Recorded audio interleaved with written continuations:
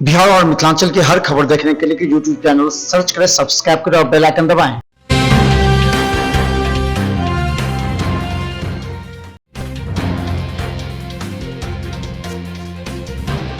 मौलाना अबुल कलाम आजाद की जयंती पर सीएम नीतीश कुमार ने दी श्रद्धांजलि।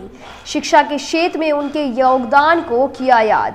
मुख्यमंत्री नीतीश कुमार ने कहा कि बिहार के लिए गर्व की बात है कि उनके सुझाव को देश भर में स्वीकार किया गया था। केंद्र में 2008 के बाद से देश इस दिन शिक्षा दिवस मना रहा है। बिहार के मुख्यमंत्री नीतीश कुमार ने भारत के पहले शिक्षा मंत्री मौलाना अबुल कलाम आजाद को उनकी जयंती पर पुष्पांजलि अर्पित की। उन्होंने शिक्षा के क्षेत्र में उनकी अमूल्य योगदान और सांप्रदायिक सद्भाव को बढ़ावा देने में उनकी बेजोड़ भूमिका को याद किया। सीएम नीतीश कुमार ने महान नेता अबुल कलाम आजाद की जयंती पर आयोजित समारोह के मौके पर पत्रकारों से बात करते हुए आजाद के बारे में अपने विचार साझा किए। उन्होंने कहा कि बिहार के लोगों को सेवा करने का अवसर मिलने के बाद उस दिन के शिक्षा दिवस के रूप में मनाने का फैसला किया गया और 2007 में ऐसा करना शुरू किया गया। और साथ ही साथ हमारे पदाधिकारी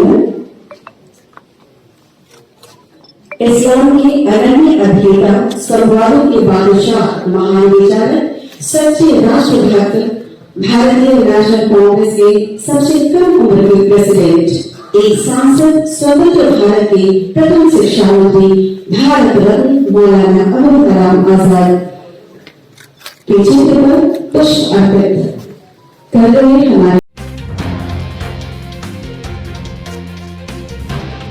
रेहड़ी पटरी वाले को मिली उनकी पहचान। उत्तरी दिल्ली नगर निगम द्वारा पहली बार कुशेश्वरपुरम जोन के अंतर्गत रेहड़ी पटरी वालों को उनकी पहचान के लिए वेडिंग सर्टिफिकेट देने की शुरुआत की गई है। इस अवसर पर कुशेश्वरपुरम जोन वार्ड समिति के अध्यक्ष श्री योगेश वर्मा जी के अतिरिक्त माननीय सांसद डॉक्टर हर्षवर्धन, उत्तरी दिल्ली नगर निगम के महापौर श्री राजा इकबाल सिंह, अध्यक्ष स्थायी समिति श्री जोगीराम जैन, नेता सदन श्री छैल बिहारी गोस्वामी उपस्थित थे। इस कार्यक्रम में क्षेत्रीय लाभार्थियों को संबोधित करते हुए डॉक्टर हर्षवर्धन ने कहा कि इस योजना से सभी रेहड़ी पटरी वालों को अपनी पहचान मिलेगी और भविष्य में उन्हें किसी प्रकार की परेशानी नहीं होगी। उन्होंने आगे कहा है कि रेहड़ी पटरी वालों को आत्मनिर्भर बनाने तथा उनकी पहचान देने हेतु पूर्व प्रधानमंत्री श्री अटल बिहारी वाजपेयी जी ने इसकी शुरुआत की थी, जिसके बाद माननीय प्रधानमंत्री श्री नरेंद्र मोदी जी के अथक प्रयासों से वे आज इसे पूरा कर पाए हैं।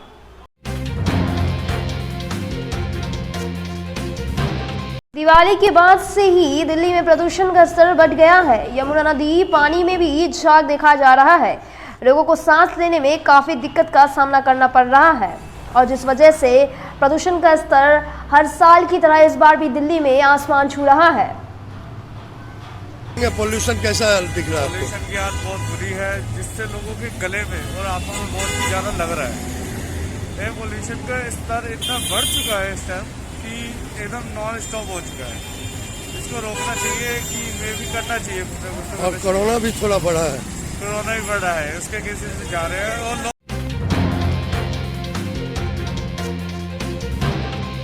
सुबह आईटीओ ने के पास जमुना नदी के समीप से बढ़ते हुए प्रदूषण और जल प्रदूषण को देखा गया तो यह पाया गया कि जमुना जी की झांकी में चारों तरफ धुंध लगी हुई है। अगल बगल राज्यों के पराली भी चलाई जा रही है। हालांकि इस बार काफ़ी कम पराली जलाई गई। इसके खिलाफ बहुत कड़ा कानून का प्रावधान है।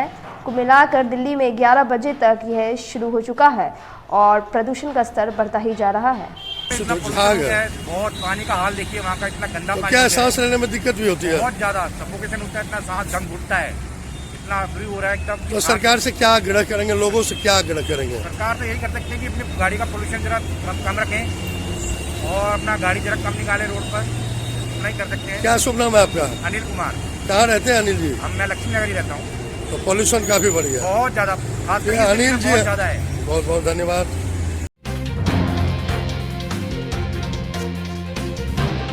महानगर दिल्ली के अक्षरधाम आईटीओ पंडित पंत मार्ग सिंधु बॉर्डर से लेकर के टिकरी बॉर्डर तक, बदरपुर बॉर्डर से लेकर के नंगलोई चौक तक प्रदूषण में बेतहाशा वृद्धि देखी गई, जिस कारण लोगों को सांस लेने में भी कठिनाइयों से दो चार होना पड़ा।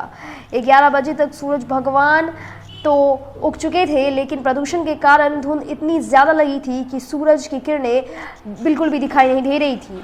इस तरह से प्रदूषण का स्तर काफ़ी बढ़ चुका है और लोगों के लिए यह चिंता का विषय बना हुआ है।